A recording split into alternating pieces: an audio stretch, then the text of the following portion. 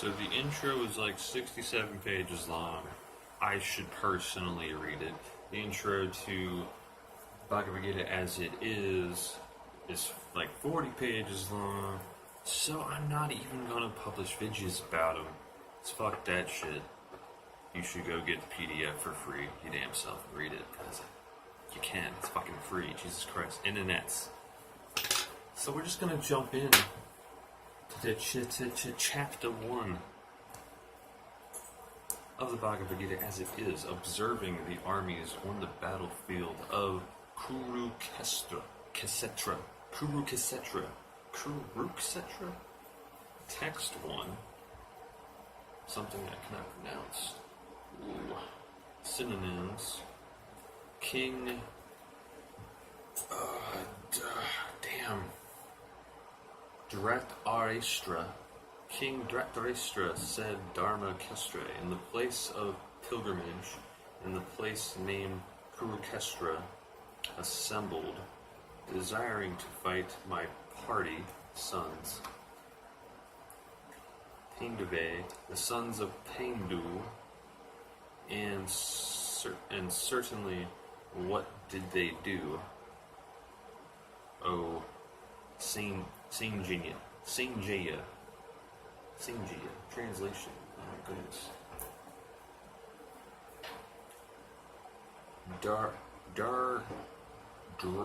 Dhritarashtra said, O Sanjaya, after my sons and the sons of Pandu assembled in the place of pilgrimage at Kurukshetra, desiring to fight, what did they do? Bhagavad Gita is the widely read theistic science summarized in the glorification of the Gita. There it says that one should read Bhagavad Gita very scrutinizingly with the help of a person who is a devotee of Sri Krishna, and try to understand it without personally motivated interpretations. That's going to be tough. The example of clear understanding is there in the Bhagavad Gita itself, in the way the teaching is understood by Arjuna, who heard the Gita directly from the Lord.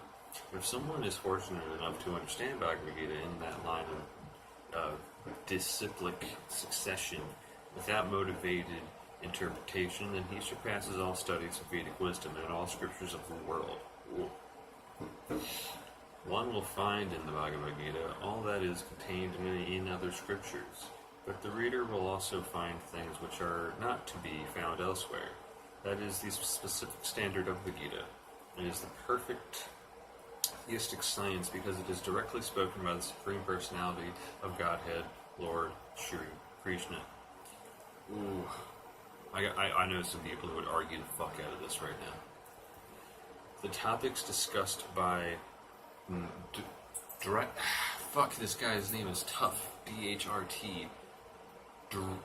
Dhritarashtra and Sanjaya, as described in the Mahabharata, form the basic principle for this great philosophy. It is understood that this philosophy evolved on the battlefield of Kurukshetra, which is a sacred place of pilgrimage, for the immemorial time of the Vedic age. It was spoken by the Lord when he was present personally on this planet for the guidance of mankind. The word Dharmakestra, the place where religious rituals are performed, is significant because on the battlefield of Kurukshetra, the Supreme Personality of Godhead was present on the side of Arjuna. D, the father of the Kurus, was highly doubtful about the possibility of his son's ultimate victory. In his doubt, he inquired from his secretary, Sanjaya, what did they do? He was confident that both his sons and the sons of his younger brother Pandu were assembled in that field of Kurukshetra for a determined engagement of the war. Still, his inquiry is significant. He did not want a compromise between the cousins and brothers, and he wanted to be sure that the fate of his sons on the battlefield, because the battle was arranged to be fought at Kurukshetra, which is mentioned elsewhere in the Vedas as a place of worship, even for the denizens of heaven. D became very fearful about the influence of the holy place on the outcome of the battle. He knew very well that this would influence Arjuna and the sons of Pandu favorably, because by nature they were all virtuous. S was a student of Vaisya, and therefore by the mercy of Vaisya Saint Jaina was able to envision the battlefield of Kurukshetra even while he was in the room of the Drat Araistra. And so Drat Araistra asked him about the situation on the battlefield. Drat Araistra. Both the Pandavas and the sons of D belong to the same family, but Drat's mind is disclosed herein. He deliberately claimed only his sons as Kubrus, and he separated the sons of Pandu from the family heritage. Oh, scandalous. One can thus understand the specific position of Drat in his relationship with his nephews, the sons of Pandu. As in the paddy field, the unnecessary plants are taken out. So it is expelled from the very beginning of these topics that in the religious field of Kurukshetra, where the father of religion, Sri Krishna, was present, the unwanted plants like Drat's son, Duryodhana, see that one has vowels, and others would be wiped out, and the thoroughly religious persons headed by Yudhishthira would be established by the Lord.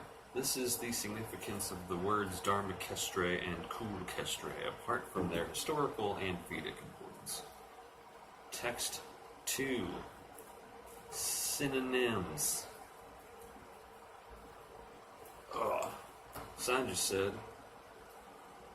Sanjaya said, O king, after looking over the army arranged in military formation by the sons of Pandu, King Duryodhana went to his teacher and spoke the following words.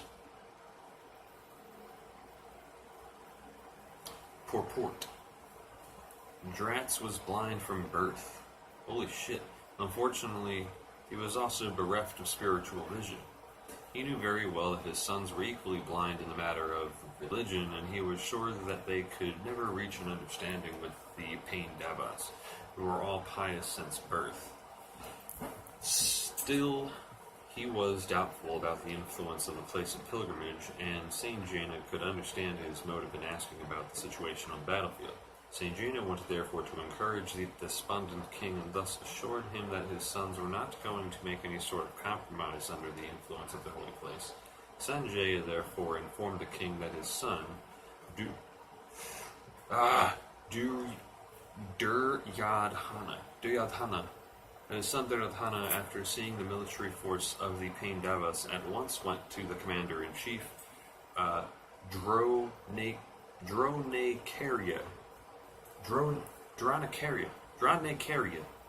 to inform him of the real position.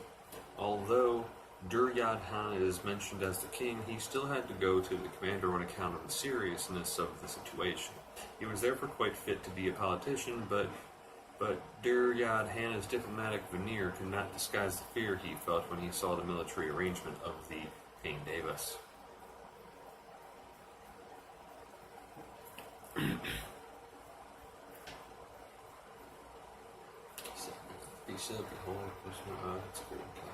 O my teacher, text 3 now. Yeah, let's go to that. O my teacher, behold the great army of the sons of Pandu, so expertly arranged by your intelligent disciple, the son of Drupada. The purport.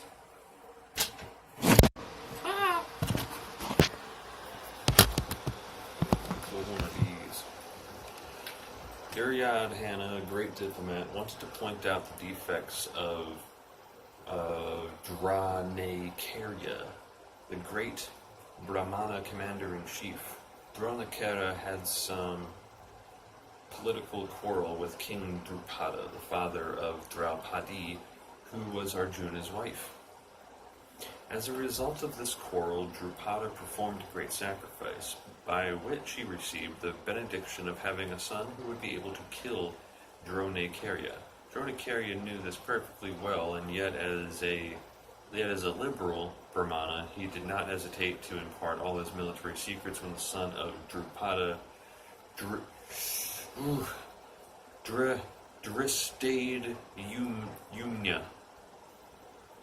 Dristadiyuma, Drestadyumna. Yumnya. It's M-N-A. Drestadyumna was entrusted to him for military education. Now, on the battlefield of Kurukshetra, Drestadyumna took the side of the Pandavas, and it was he who arranged for the military phalanx. After having learned the art from Dronakarya, Duryodhana pointed out this mistake of Dronakara's so that he might be alert and uncompromising in the fighting. But this he wanted to point out also that he should not be similarly lenient in battle against Pandavas, who were also Dronakarya's affectionate students.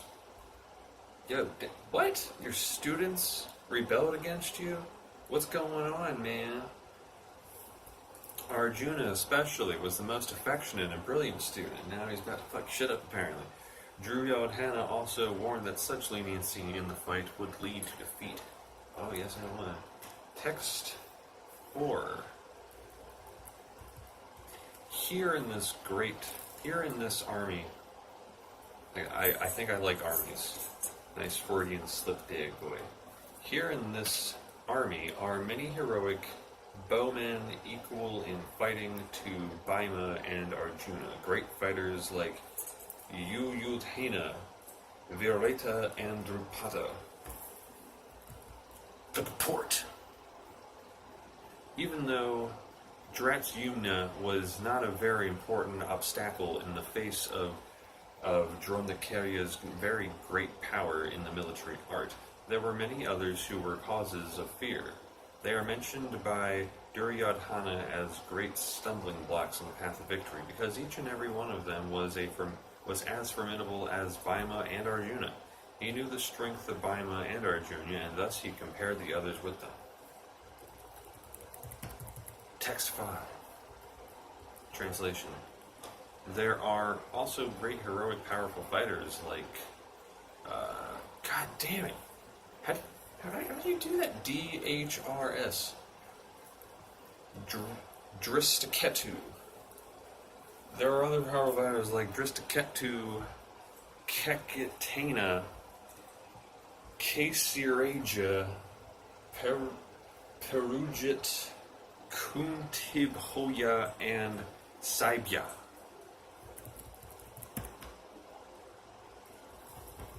Ah, man. Wait, that was it? Holy shit. What? Synonyms, translation. Okay. Whoa. And then the next joint, next little text.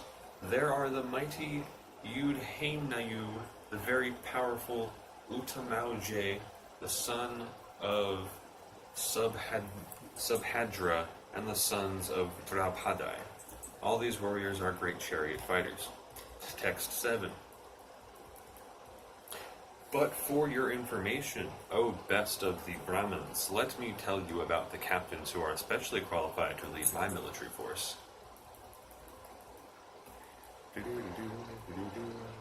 Translation.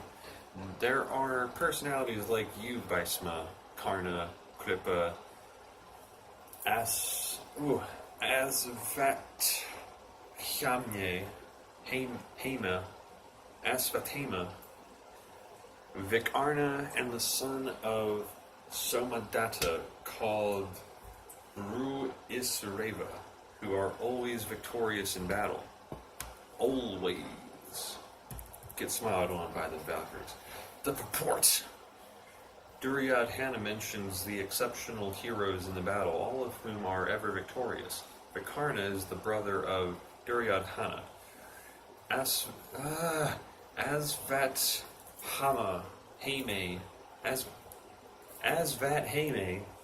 is the son of Dronakarya and Saumadati. Sounds hot. Or Burisvaye.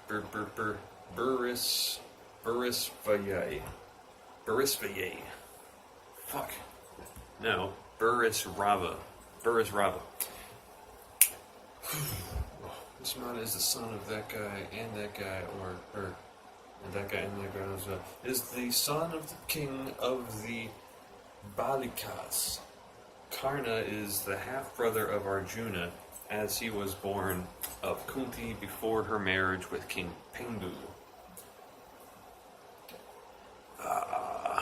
Kraipkarya's twin sister married Dronaikarya. I'm gonna need to take some notes on this, man. I gotta do like a family tree or something.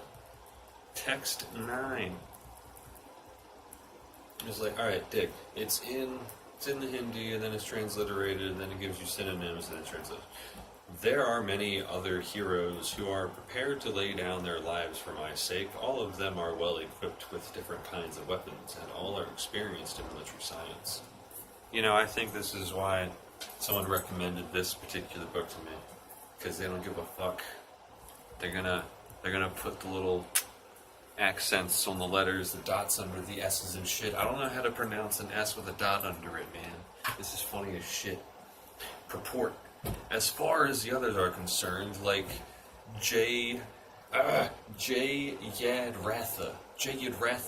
Kret Varma, and Salya, all are determined to lay down their lives for Duryodhana's sake. In other words, it is already concluded that all of them would die in the battle of Kurukshetra for joining the party of the sinful Duryodhana. Duryodhana was, of course, confident of his victory on account of the above-mentioned combined strength of his friends. Look, my friends are beasts, okay? We're gonna come over here. We're gonna rough you up a little. Our strength is immeasurable, and we are perfectly protected by Grandfather Bhisma. Whereas the strength of the Pandavas, carefully protected by Bhima, is limited.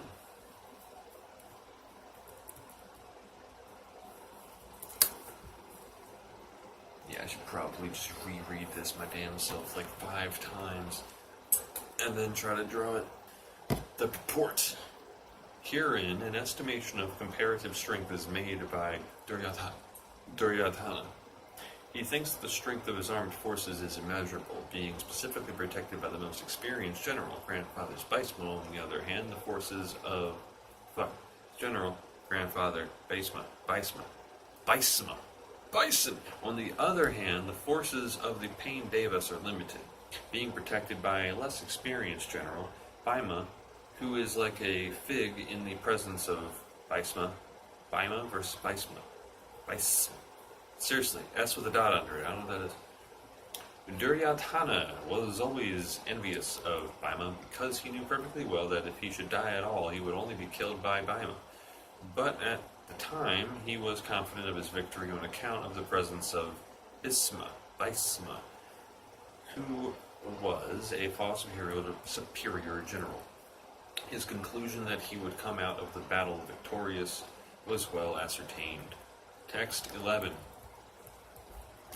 All of you must now give full support to Grandfather Bhisma as you stand at your receptive strategic points of entrance into the phalanx of the army.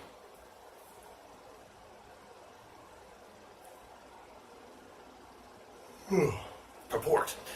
Duryodhana, after praising the prowess of Bhisma, further considered that others might think that they had been considered less important. So in his usual diplomatic way, he tried to adjust the situation in the above words. He emphasized that Bhisma Deva was undoubtedly the greatest hero, but he was an old man, so everyone must especially think of his protection from all sides. He might become engaged in the fight, and the enemy might take advantage of his full engagement on one side. Therefore, it was important that other heroes not leave their strategic positions and allow the enemy to break the phalanx. Duryodhana clearly felt that the victory of the Kurus depended on the presence of Bhisma Deva.